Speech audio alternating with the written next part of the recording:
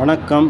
இந்த வண்டி வந்து என்ன வேலைக்கு வந்திருக்கு அப்படின்னா, full service, tyre changing, engine oil, air filter, clutch work எல்லாமே பார்க்கணும்.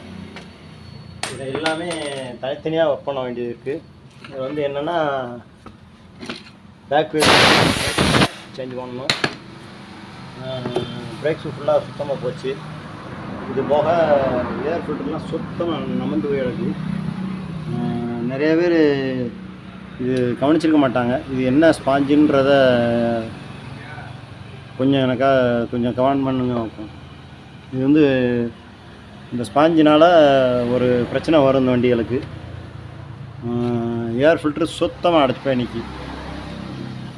இது ஃபுல்லாமே சுத்தமாக அடைச்சி போயிருக்கு. கொஞ்சம் கூட கேப் கிடையாது.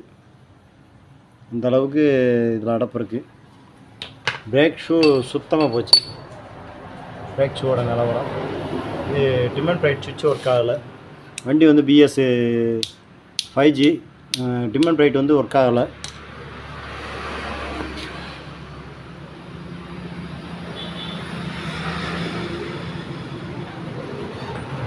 இதில் ஃபுல் ஓவர் ஆயில் ஒர்க் பண்ணுறேன்.